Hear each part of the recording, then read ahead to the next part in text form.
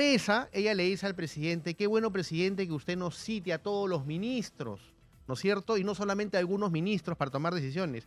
Yo quiero que usted sepa, y le vuelvo a decir, que si el Congreso usted lo vaca, nos iremos todos. Entonces yo agarré, cuando dijo, no toma decisiones solamente con algunos ministros, y me miró, yo le dije, levanté la mano y dije, presidente, señora vicepresidenta, le dije, yo tengo redactada una carta de renuncia a la vicepresidencia con cargo a la vacancia del presidente por parte del Congreso.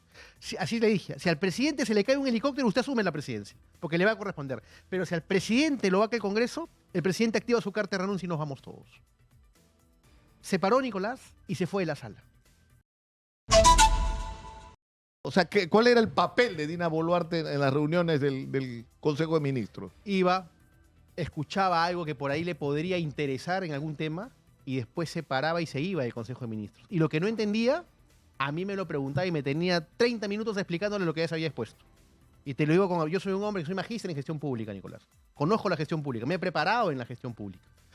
Se paraba si tenía que despachar y se iba, porque la vicepresidencia tiene una oficina en Palacio de Gobierno. Entonces se paraba del Consejo de Ministros y decía, bueno, tengo que ir a atender, ¿no es cierto? Y se paraba y se retiraba. Y simplemente ese era el interés que le tomaba a los temas que de política nacional se trataban a través del Consejo de Ministros. Y como te digo, el día de hoy, tratar de salir, cuestionar y hablar de alguien que de pronto no puede defenderse como quisiera defenderse, ella tuvo la oportunidad de poder decirle lo que ahora le dice desde campaña. Y no se lo dijo. Y desde dentro del gobierno, porque hubo primero la supuesto, campaña y luego el ejercicio del gobierno. Campaña en la cual yo O sea, no lo... por ejemplo, los nombramientos, es que acá mismo yo estaba tratando de recopilar casos como los que ocurrían en el Ministerio de Agricultura. ¿Te acuerdas cuando hubo lo de la urea, que hubo la crisis de la urea y había que comprar urea? Y anunciaban, se publicaba que ya se había otorgado la licitación. Y te juro, Alejandro, que en el camino entre mi casa, que es en Surco, y la radio que queda en Chorrillos, en una hora, yo ni siquiera era una investigación periodística, entraba en el Google, llamaba un par de personas y estaba claro que el proveedor al que le habían asignado la urea era tramposo, no existía, nunca en su vida había visto siquiera un saco de urea y que era obvio que lo que había ahí era una contratación direccionada por comisiones ilegales. Y a las 3 horas se caía la contratación. O sea, ella no podía no saber que eso estaba pasando.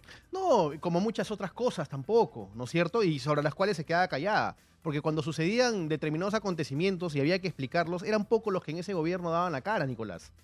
Eran pocos los que se ponían al frente de un micrófono con un periodista para poder explicarle al país lo que estaba sucediendo y las determinaciones que se iban a tomar, inclusive en los momentos más críticos y de mayor escándalo del anterior gobierno. Y una de esas personas es quien te habla. Yo jamás dejé de darle la cara al país, jamás dejé de darle la cara a la población cuando trataba de explicarse determinadas cosas.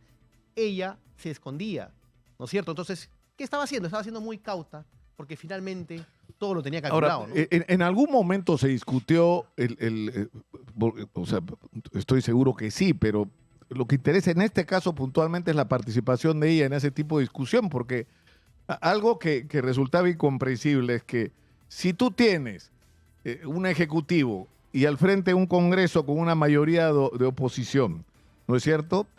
Y la Constitución te daba el mecanismo legal del cierre del Congreso y la convocatoria de elecciones del Congreso, ¿no es cierto? Con el mecanismo de las cuestiones de confianza. ¿Por qué no se recurrió a ese mecanismo? No, Nicolás. ¿Y cuál era el papel de Dina Boluarte? O sea, digamos, Fujimori tuvo esa oportunidad en su momento y tampoco quiso usarla, ¿no es cierto? Prefirió el golpe del 5 de abril. Mira, ese Congreso la cuestión de confianza prácticamente le ha eliminado, Nicolás, con la valía del Tribunal Constitucional. O sea, sacaron una norma en pleno gobierno en la cual la cuestión de confianza no podía hacerse por temas que eran de competencia exclusiva y excluyente del Congreso de la República. Es decir, no te metas en lo que yo veo y en lo que yo discuto, Poder Ejecutivo. Tú no puedes pedir confianza por eso.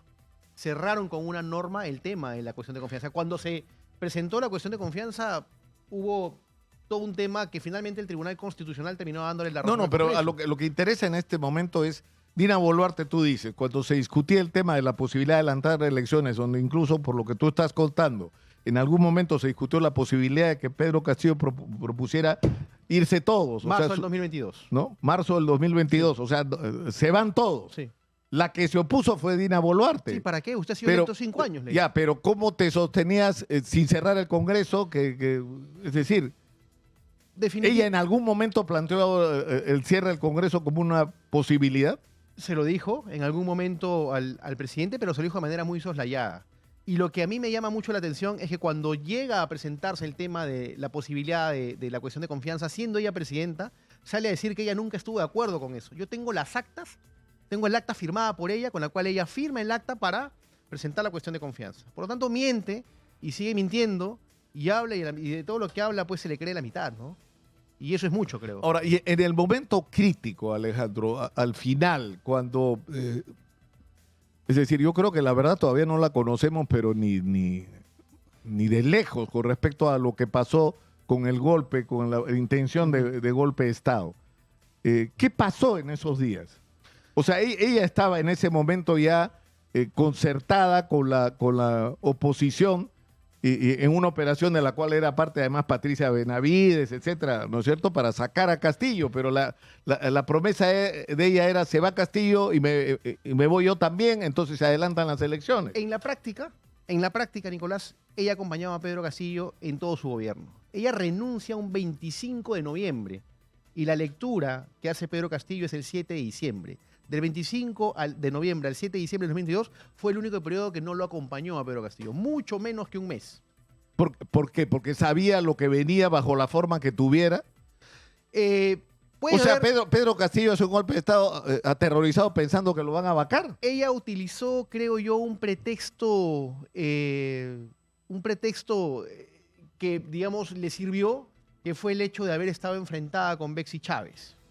Y cuando a Bexy Chávez la hacen premier, ella supuestamente dice: no estoy de acuerdo con ese premierato y me retiro y me voy, ¿no es cierto? Entonces le sirvió eso como pretexto, pero ya un 24 de noviembre en el Salón Pérez de Cuéllar, Nicolás, 24 de noviembre, ya se había activado la Carta Democrática, todo estaba encaminado para que la OEA venga, para que ponga una mesa de diálogo en el país, para que las cosas puedan, digamos, bajarse, enfriarse un poco.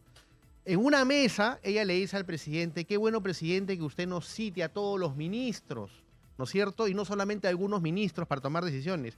Yo quiero que usted sepa, y le vuelvo a decir, que si el Congreso usted lo vaca, nos iremos todos. Entonces yo agarré, cuando dijo: no toma decisiones solamente con algunos ministros, y me miró, yo le dije, levanté la mano y dije: presidente, señora vicepresidenta, le dije, yo tengo redactada una carta de renuncia a la vicepresidencia con cargo a la vacancia del presidente por parte del Congreso.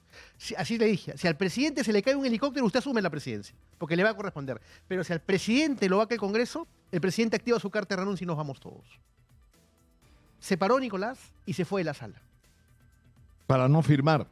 No, para ella fue una falta de respeto lo que yo le dije, ¿no? Se paró y nunca más la volvió a ver en mi vida. Nunca más la volvió a ver en mi vida. Y al día siguiente renunció, 25 de noviembre. Esa es la historia.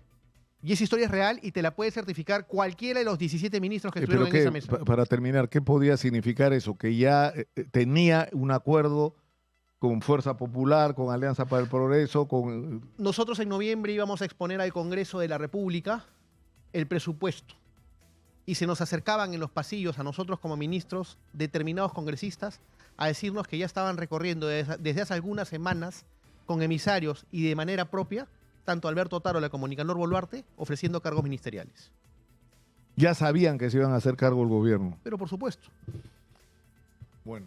Alejandro, muchas gracias. Gracias, Nicolás. Muchas gracias por estar con nosotros. Alejandro Salas, ex ministro de Trabajo del gobierno de Pedro Castillo, así como la señora Dina Boluarte, fue ministra de Desarrollo e Inclusión Social y no le gusta acordarse, ha estado con nosotros. Muchas gracias. Gracias, Nicolás. Nos vamos a la pausa. Esto es Exitosa, la voz de los que no tienen voz. 95.5 en la FM en Lima, canal 34 de Movistar, 6.1 en televisión digital terrestre. Regresamos.